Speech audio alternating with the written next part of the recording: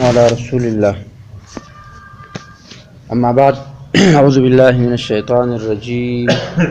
من نفخه ونفثه وهمزه بسم الله الرحمن الرحيم سل بني إسرائيل كم آتيناهم من آية بينة ومن يبدل نعمة الله من بعد ما جاءته فإن الله شديد العقاب زين للذين كفروا الحياة الدنيا ويسخرون من الذين آمنوا والذين اتقوا فوقهم يوم القيامة والله يرزق من يشاء بغير حساب رب يسر ولا تعسر وتمم بالخير وبك نستعين يا فتاح يا فتاح. تیر شوی آیاتونو کی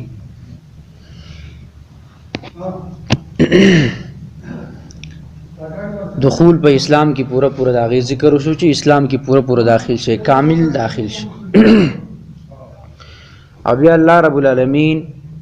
دا خلکو تذکره وکړي چې کم خلک د دې واضحه نشانات او علامات دراتلون پس هم په دې اسلام کې پوره نه داخليږي بلکې خوېږي په کې ځینې کار رسم والا کوي ځینې رواج والا کوي ځینې بدعات والا کوي او ځینې اسلام کوي خوېږي پکې. نو دا خبره دي دا خلک یاد وساتي چې الله قوي او زبردست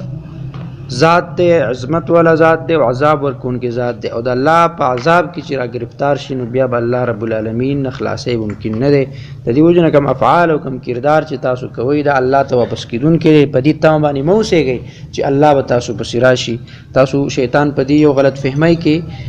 اچولی چې الله به پسې راځي، لہذا تاسو اعمال به اسیم الله لذي. دی 210 نمبر آیات نا 212 نمبر آیاتو پوری الله رب العالمین د بنی اسرائیل یو قبیح صفت ذکر کړي چې انعامات او احسانات په هغه باندې کړیو، دا انعامات او احسانات قدر هغه نو کړي او شکر دا هغه نو وسته بلکې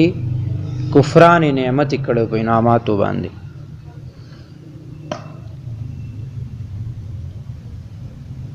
الله دې بنی اسرائیل نه تاسو پوښتنه وکړئ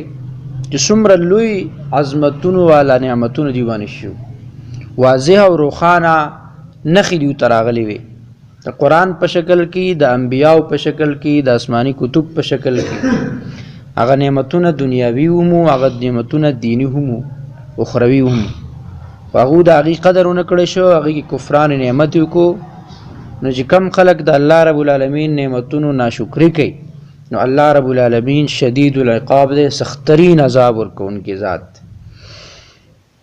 سل بنی اسرائیل پختنو کې د بنی اسرائیلونه کم آتیناهم چې څومره ورکړی موږ هغوی ته من آیت بینه د نښو روښانونه، روښانه او واضحه هدایات او نښې مو هغوی ته رالیږلې. ومن یبدل نعمت الله څوک چې بدل کړي نعمت د الله تعالی من بعد ما جاءته وروسته د هغې نه چې راغی دیو ته،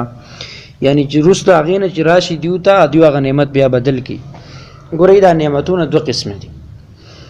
بني اسرائیلو باندې هم الله رب العالمین انعامات کړو، د مکې مشرکینو باندې او قریشو باندې هم الله انعامات کړیو. نو هغه خلکو د هغه انعاماتو قدر ونه کو، کفران نعمت. ګورئ بني اسرائیلو باندې الله رب العالمین دنیاوي ډېر انعامات کړي. تاسو په دې صورت بقره کې په درستنی آیاتونو کې تفصیل سره وی چې اقول الله رب العالمین من او سلوار علیګل تیار دا نعمت د الله رب العالمین. موسی علیہ السلام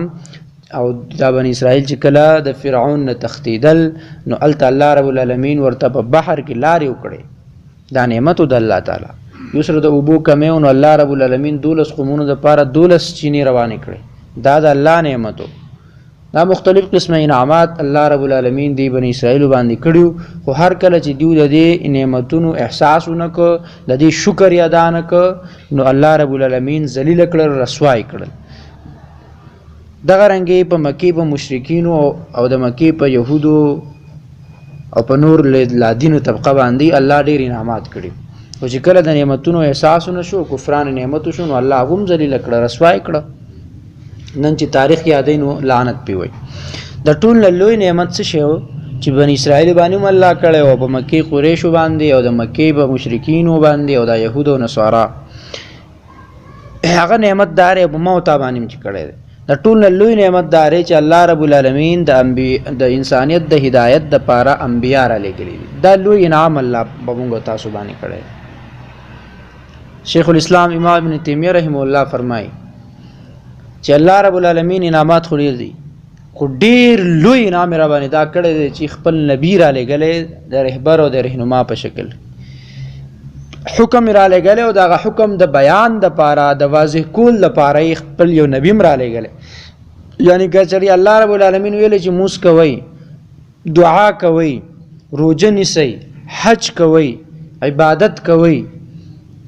او نبی نه را لګلی نو موږ موس څنګه کولای موږ به روزه څنګه نیولای موږ به دعا څنګه کولای موږ به حج څنګه کوو نو دا څومره لوی انعام یو کو حکم هم کړی دی چې عبادت هم کوي خو بیا د عبادت د طریقې د خودلو د پاره یو رهبر او یو استاد او لارښودونکي هم را لګلی نو دا ډیر لوی انعام دی الله چې انبیا را لګلی دویم لوی نعمت د الله رب العالمین هغه کتاب الله دی قرآن عظیم الشان دی آسمانی کتب دی چې دا د الله ډیر لوی انعام دی په خپل بندگانو باندې چې هغوی ته د زندګۍ تیرولو لپاره یو دستور او یو منشور او یو راهنمایي او هدایت یو سیستم را لګلی دی نو دا کتاب الله نه وی دا کلام الله نه وی دا قرآن عظیم الشان نه وی نو امت به اوس بډکاو وی امت به هدایت نه پیژندې امت باندې غلار نه پیژندې نو د دې کتاب الله را لېګل دا د الله رب العالمین احسان دی او انعام دی په امت باندې نو ګورئ بنی اسرائیل د الله طرف نه را لېګل شي انبیا او قدر اونکو هغه انعام او نعمت د الله تعالی هغه انعام هغه اونمنو د هغه قدر اونکو نو الله ذلیل او رسوا کړ انبیا په شکل کې هغه انعامات او احسانونه غړو دویم کتابونه و د اسمان نه راته تورات زبور انجیل هغه اونمنل هغه قدر اونکو نو الله ذلیل کړ دغه شان د مکی مشرکین او يهود او نصارا هغه به هم د دین اسلام سره بغض او حسد او عناد د دې وجنه چې انبیاء علیہ السلام او سلسله الله ختم کړه د بنی اسرائیل کې او محمد مصطفی صلی الله علیه وسلم الله راولېګو نو محمد مصطفی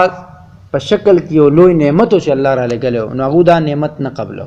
یعنی محمد مصطفی باندې ایمان را نوړو دا کتاب الله دا قرآن عظیم الشان یو لوی نعمت د مکی مشرکین او قریشو د پاره هغه په دې باندې ایمان را نوړو دا اونمنو یعنی د دې نعمت تزهیق وکړو د دې ناشکری وکړو کفران نعمت وکړو نو الله ذلیل او رسوا کړ اوس د بنی اسرائیل او د يهودو علماو کفران نعمت څنګه کړول در و من یبدل نعمت الله چا چې بدل کړي دی نعمت د الله تعالی او څوک چې بدل کی نعمت د الله تعالی رسو داغې نه چاغو ته واضحه هغه علامات راغلي نو دا څنګه هغه تبديل کړو ابدال څنګه کړو بدل کړي څنګه دا انعامات ګوري په تورات او په انجیل کې الله رب العالمین واضحه ویلو چې محمد مصطفی و راضی دا به هغه رنگي دا به هغه قدی فلانه قبیله نه وي نو دیول اوله کې د هغه رنگ ولا بدل ک الله یو رنگ خو دی دیو بل رنگ ولیکو په کتاب الله یو ایج خوله عمر دی په بل ایج ولیکو الله یو ځای خوله دی په بل ځای ولیکو هغه نعمت د الله کې څه کو تبديل او ابدال نو الله رب العالمین خو زبردست قوت والا ذات دی او سخترین عذاب ورکول ذات دی نو الله رب العالمین ذلیل کړ رسوای نو دا نعمتونه د الله رب العالمین دو قسم دي اوس امت مسلمه ته د آیات متوجه تاسو مخکې ما ویلي چې کله آیاتونه د قران کې داسې راځي چې هغه بنی اسرائیل ته خطاب یا ورنه خطاب هغه قوم ته قبيله ته نو موږ بدانو چې دا خدا خلقو د پاره یعنی دا قران عظیم شان د الله رب العالمین کلام دی موږ چې کله قران راوالو موږ سوایو موږ د الله کلام راوغس دي سوایو کنه نو کلام څه ته وای خبرو ته وای کنه یعنی الله خبري مو راوغست نو چې کله موږ د آیت وایو د دې څه مطلب دی چې الله رب العالمین خبرې دی الله رب العالمین برای راست موږ سره خبرې کوي لیا دی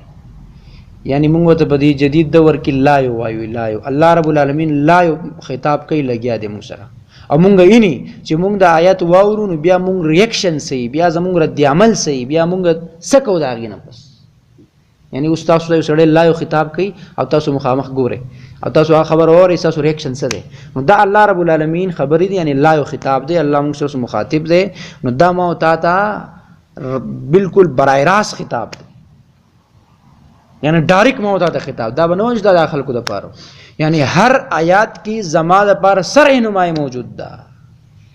دا به د مسلمان شاته. نو په دې آیات کې زما لپاره سره رهنمایي ده. ګوره د نعمت دوه قسمه دي،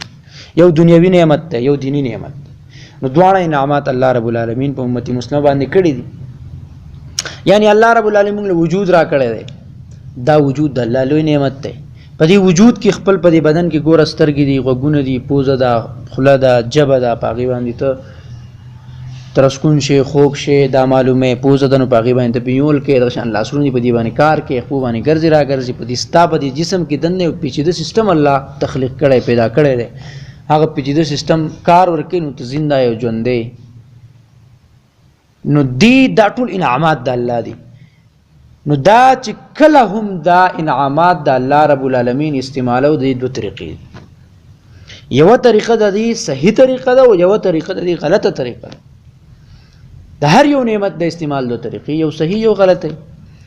نو لاس الله درکړي، خپې درکړي، پوزه درکړي، سترګې درکړي، دماغ درکړي، نو دا به اوس ته داسې ځای کې استعمالوي چې هغه صحیح. نو دغه د بیا شکر د الله وایي. او چې کله دا اوزار او دا خپل اعضاء ته په هغه ځای کې استعمالوي کوم ځای کې چې الله منع کړی ده، یا الله پې خفه کېږي، یا د الله حکمونه پې ماتېږي، نو دا د دې اعضاء او د دې انعاماتو د الله ناشکري ده، دې ته کفران نعمت وایي. نو ومن یبدل نعمت الله، نو موږ په دې کې دا اکثر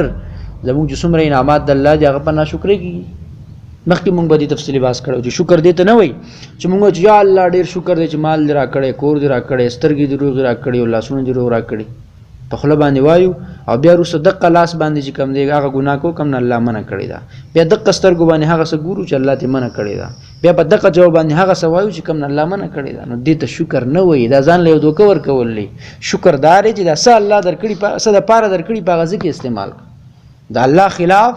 د الله د قانون خلاف، د الله د کلام خلاف، د الله د شریعت او د دین اسلام خلاف مه استعمالوه. دغه ته شکر وایي.